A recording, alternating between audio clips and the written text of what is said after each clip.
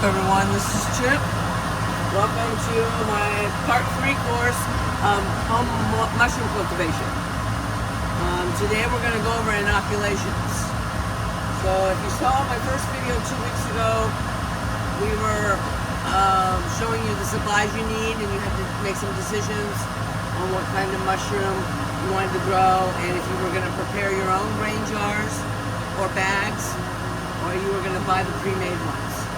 So that was 2 weeks ago, so hopefully everybody by now has their supplies, and we can go ahead and all inoculate around the same time, so we're on the same schedule. If you don't have your bags or your inoculant yet, that's okay, but try to get it this week so you can be up on at the same level we are in the mushroom cultivation series. Okay, so let's talk about sterile protocol for one. The biggest enemy and game ender to mushroom cultivation at home is contamination. So we have to do at all costs whatever we have to do to keep contamination out, which means we've got to clean. I use the 70% alcohol. It stays on the surfaces longer than the 90% and helps kill all the bacteria and fungi and germs. You have to alcohol your room or your workspace down. It's advisable to run a HEPA filter in it. HEPA filter with clean air filters. And if you don't have like a clean room you can use, preferably without carpet, some of the best rooms that I've seen made into Mycolabs are bathrooms. You know, if they're clean and you've cleaned the toilets and the bathtub and scrubbed everything down and ISO out the surfaces wherever the sink is, the countertop you're going to work on. It's really one of the best rooms in the house to get sterile protocol. There's a lot of other techs out there. There's the oven tech, and I think making a glove box or still air box is the easiest, and working inside of that. There's no airflow or air currents inside the still air box. Once you close it, all the particles drop to the bottom of the box, and then you work on an elevated surface to inoculate your grains or do whatever kind of work you're going to do you have in a sterile atmosphere. So the other option is the more professionals go with this, and this is called a laminar flow hood. And what it does is this is a HEPA filter behind there. It's a specialized one. It's very thick and kind of expensive, but it pushes air out straight at me. And what it does is it creates this clean work area that has no particles. It's free from particles and spores and anything that can contaminate your cultures or your project that you're doing. So look up, there's a lot of videos on how to make a still air box. But you can make one, or you can, like I said, use a small bathroom and clean that out really well. Okay, let's get to inoculations. So you should have your inoculant by now and your grain. We're going to do bags first. I'm going to show you how to do this bag. So this bag, usually if you bought these pre-made, they're all rolled up real tight. You're going to have to unroll them and kind of get some air in them, like this. And some of these bags come with inoculation ports. Mine don't. I could put one on there easily, but I'm just going to go through the bag. Actually, let's put one on there. Hold on one second.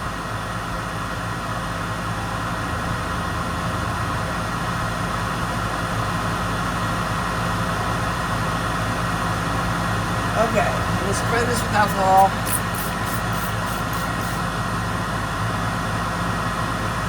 Let it sit there for, I don't know, 30 seconds is good. They say a minute to a minute and a half to kill everything, but I say if you let it sit on the surface for 30 seconds before you wipe it up, it should kill off all the germs or bacteria or non-spores that were landing in there. Okay. So I'm going to wipe it down now. Alcohol off. especially right here, right above the grain level. That's where we're going to inoculate. I'm going to put a port there so I know where I inoculated.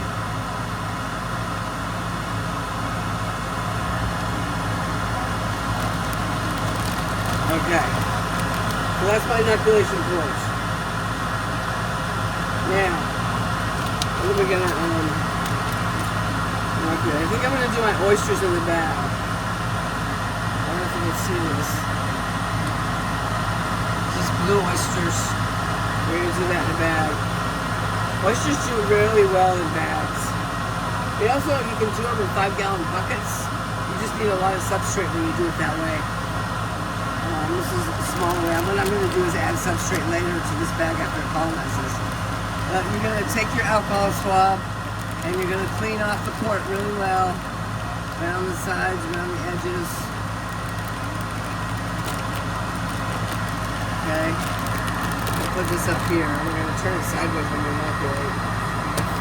But, okay, so then you want to get your inoculant out. And if this has been, you should be storing your liquid cultures in the refrigerator, not the freezer, in the refrigerator. And before you use them, take them out about an hour before you're ready to inoculate, so they cool to room temperature. Not cool, so they warm up to room temperature. Okay. So these are blue oysters, and you can see the liquid culture in there floating around. It's that white kind of particulate matter. So first thing you're going to do is you're going to put it on the needle, take off the cap, and this doesn't hurt to wipe this down with alcohol. The cap while you're doing this, just in case something got in it in packing or shipping. Take off the top. You're going to put a needle on there now to unwrap this.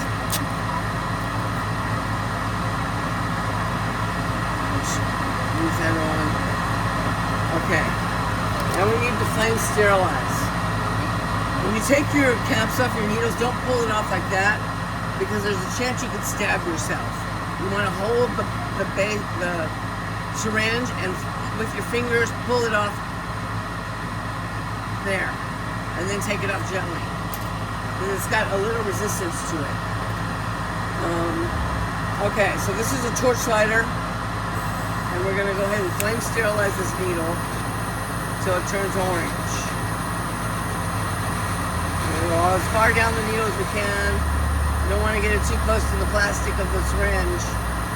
We'll go down it once, up it once. And when it's all solid orange like that, it's sterilized.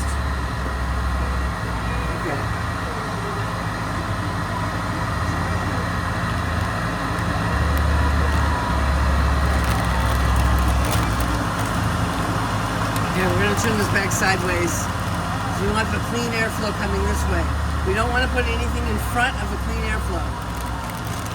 So we're going to hold our bag out like this so that the needle doesn't puncture through the other side.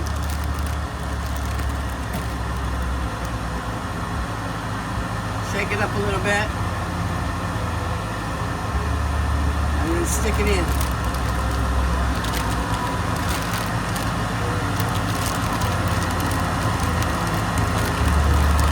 Okay, once the needle's in the bag, you want to point the needle toward the bag wall. Because what you want is you want the inoculant to hit the wall up here and drip down on the sides. That's where you want to inoculate, on the sides of the bag. So we're just going to rotate this as we inoculate. And for a bag that's 3 pounds or more, you plan to use a whole 10 mLs of liquid culture. In a bag, a 5-pound bag, well, you want to use the whole syringe. So that's all pushed in. Pull it out. I like to wipe it again. Some people put a piece of tape over that. I don't think it's necessary. Okay. Well, what's the next most important thing we do? Is we label what this is right after we inoculate. So this is blue oysters.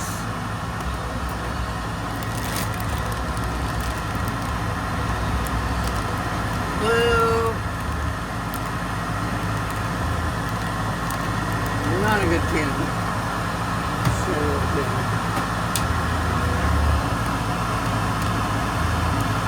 Blue.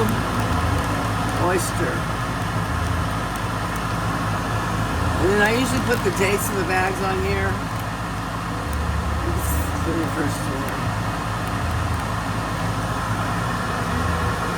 Okay, so this bag has been inoculated, so just put this inside. Once you inoculate the bag, don't shake it, don't jiggle it. You want that inoculant to stay right where you placed it, because we're gonna wait for this to colonize for about 5 days or more. And then we're gonna shake it up really well to mix the grain and get a thorough colonization. I'll show you that in a minute. Right now we're just gonna inoculate our bags and jars. Just keep them still. Okay, let's do another oyster bag.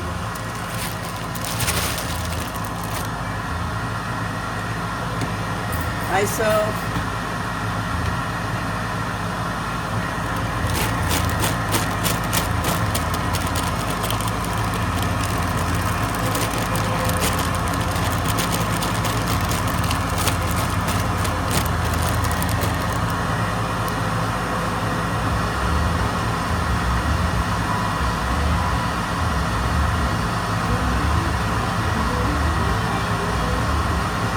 Okay, here's an inoculation port. You get a little air in the bag. Turn it sideways.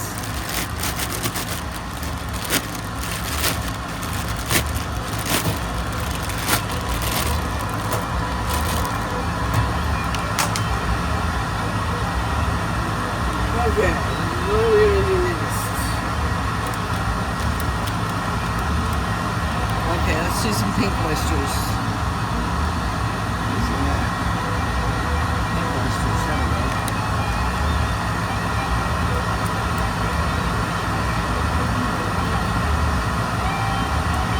And it's hard to get these bags open when you're wearing gloves sometimes.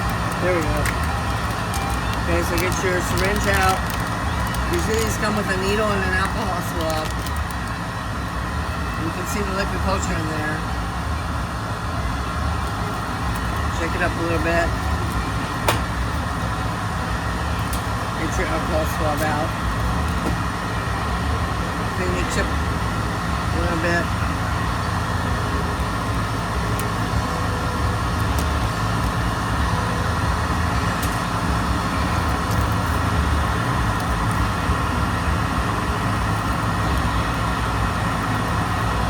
Alright. And we're going to flame sterilize.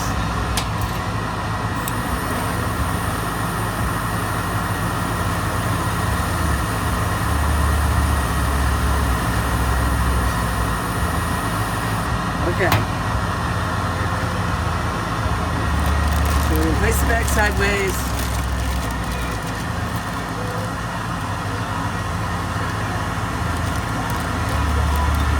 I'm going to rub this really well with alcohol.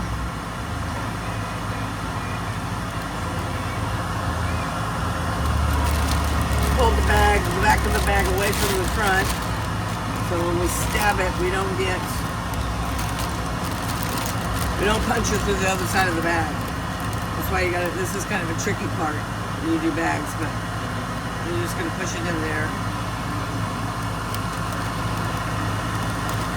Okay. And then we're gonna aim it toward the side of the bag. We're gonna put a little bit here, there.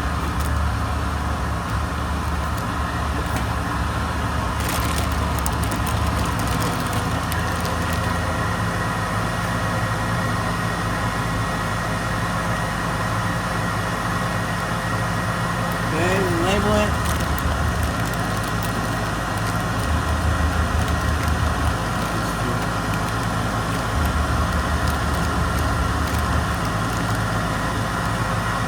Okay. So now let's do some jars. Keep that nice and still. Don't shake them around. Let's do some jars. Okay, this is a quart jar. This is the size I recommend you get. Already has an inoculation cord on it. rid of our needles.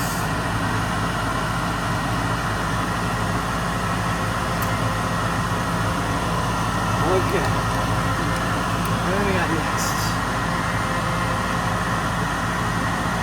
Chestnuts.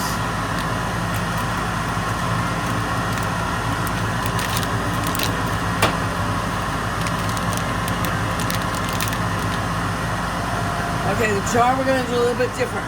Jars are more insulated. I do jars mostly. I do bags and jars, but I do jars mostly because they colonize better because of the insulation they have to them. The walls of glass are a lot thicker than the walls of a plastic polypropylene bag. Okay, so get your alcohol swab out. Clean the tip of that. And clean the tip.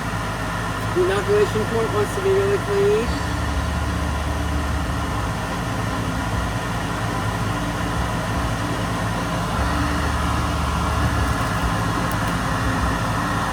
Lid off. Put your cap on.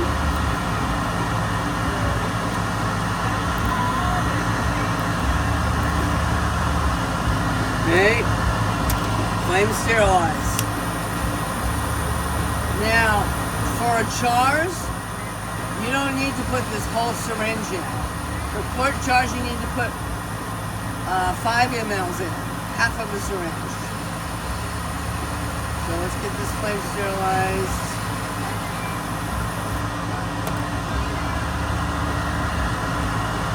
Okay, so what we're going to do with jars, you see how I left a little head space in the jar when I made this?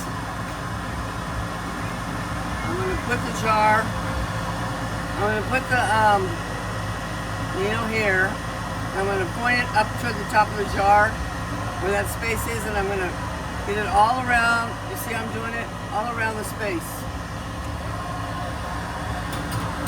And that's my chestnut mushroom. You can put 10 mLs in a quart jar and it'll be fine unless your grain is too wet to begin with. You're going to realize when you start making your own grain, there's a fine balance in the moisture level you want to jar your grain up at. Okay, so this is chestnut.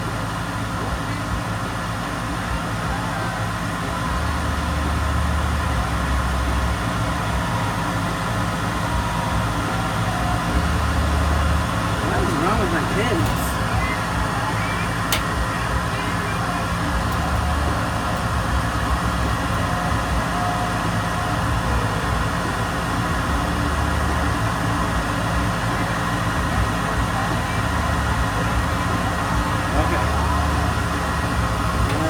Like the bags, you don't want to move it around.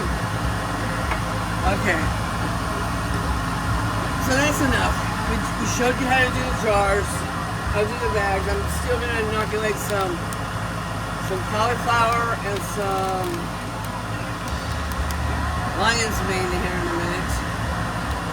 I'm going to do the lion's mane in a bag also. So if you have any questions about your mushrooms, about how to inoculate, send me a message. I will try to get to you as soon as possible. The Zoom meeting is on Wednesday night though, so hopefully you get this process done, or at least you've thought it out by Wednesday, and that way if you have any questions about it, we can go over it in the Zoom meetings. Okay. So what you're going to get, this jar is going to look like this at first.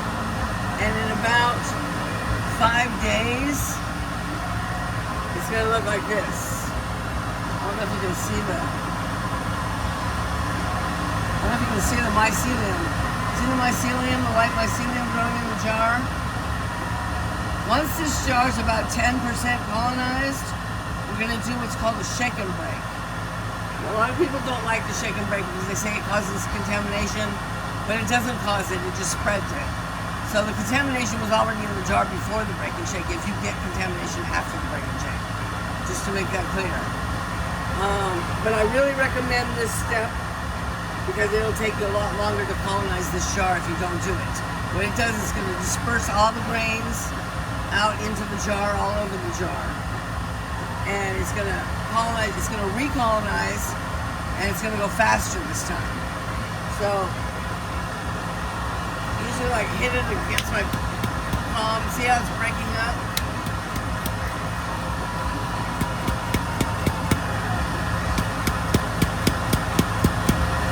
Okay, so you just want to shake this and get that grain all mixed in.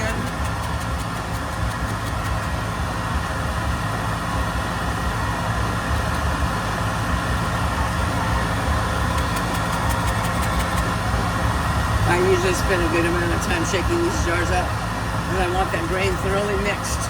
You want all of the stuff that was white and forming, the mycelium colonization, you want it all broken up back into little pieces, shake it, and it disperses into the jar. Then you have more inoculation points, and the jar colonizes faster. So that's the break and shake. In a jar, you wait about 4 to 5 days, sometimes 7. It depends on how strong your liquid culture is and how fast it's colonizing. In bags, you want to wait till you're about 30% colonized because the bags usually hold more grain to them. So, and they're easier to break and shake. If you wait too long on the break and shake, like say you waited 2 weeks, you're not going to be able to break and shake it anymore. It's going to be so hard within the jar, and you're just going to have to let it finish colonizing like that. You'd want to do this right about 4 to 7 days after you inoculate.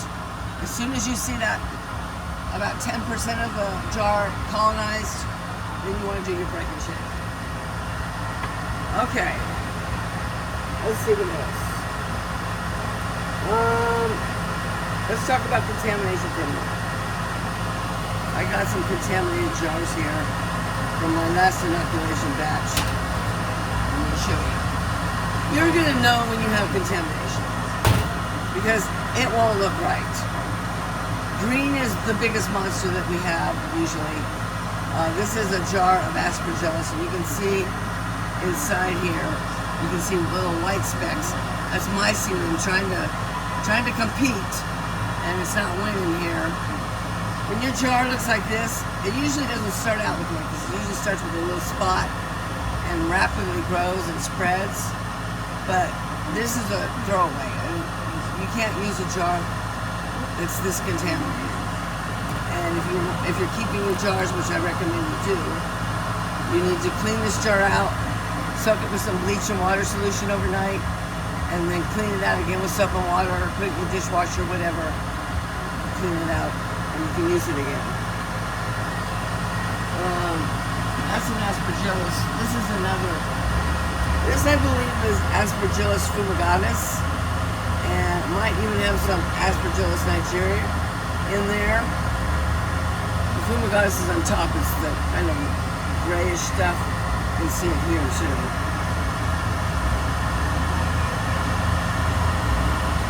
But yeah, you can't use a grain jar that looks like that. It's even got some, looks like Mycology at the bottom, which is a bacteria. So this is really bad. And then you're going to get some that are just like little spots of contamination. This jar has contamination, but not the whole jar is affected. You see how that part's white?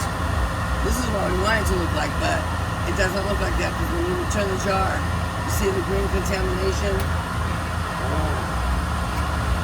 Yeah, you can't use this jar either. The only time you can use a grain jar with contamination is if you have bacteria. Bacteria will appear as slimy and wet, and it will usually appear at the bottom of the jar, and maybe even in some tan liquid. That's called wet rot. And you can actually fruit from the jar if you have the wet rot, because the fruit will come from the top. What you do is you take a bag and you spray it down, and then you put some rubber band over it and give yourself like a humidity dome, and then you just let it go. And once it starts spinning, just cut a hole in the bag, let it get some air. But you can do that if you're desperate for mushrooms. I just throw these away. I don't even mess with contamination. Even if it's a little bit, I just throw it away. But that's an option for you. Let's see what else. Okay, so now that we've got everything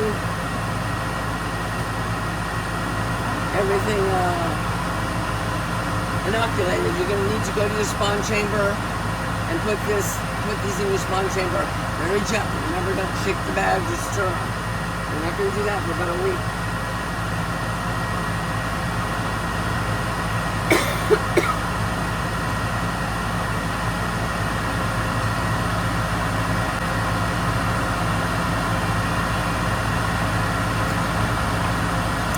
Okay, your spawn chamber can be a closet, can be a cupboard, can be a space in your bedroom on your dresser, be in the bathroom, wherever you can kind of maintain temperature to a warmer temperature. You need to get a little space heater because the spawn grain does best when it's about 76 to 82 degrees. So you want to spawn a lot higher temperatures than you do fruit. Once we go to fruit, I'm going to drop that temperature down to like 73, 75, around there. But you can use a closet, or you just got to make sure that you can get air into it if you're going to fruit that same closet. Preferably no carpets. The light and dark doesn't matter with spawn. I have mine on a 12 and 12 cycle, 12 hours of light, 12 hours off. But the light really doesn't matter in the spawn. It's going to go about the same speed when it's in the vegetative state. If you use an ice chest to spawn in, you can put a heating pad in there to keep the temperature up. Put it on low, depending on how high that heating pad heats. But you don't want it to go over 86. So keep it around 80, 82, 78, somewhere around there. If you have a thermostat, check the temperature in it. Make sure you're not running too hot or too cold.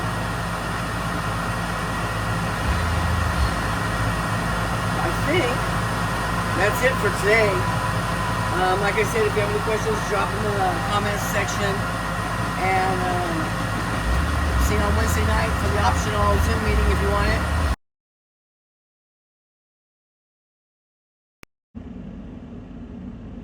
Once all your bags and jars are inoculated, you want to put them in a spawn chamber, and the temperature in that chamber needs to be about 78 to 82 degrees. So this is my spawn chamber. It's a closet, and it just has a plastic that I put in the front as a door so I can ventilate the closet. It has a thermostat right here, and it goes to a heater down there. The whole closet is lined in plastic, and then my spawn jars are here colonizing. Got petri dishes there, and I've got liquid cultures. And you can even fruit in one of these. This is how I ventilate it. There's a HEPA filter right there. And on the bottom of the HEPA filter, I can show you, it's not taped. So the bottom is outside the plastic, and then the tape holds it in. And that ventilates that brings the outside air in. And that's what you have to do if you want to fruit in this closet too. If you're just going to spawn, you don't need it, but it is good to open it up and air it out a little every once in a while. But that's what I use to do my spawn. So that's it, folks. This is Chuck, and I'm out.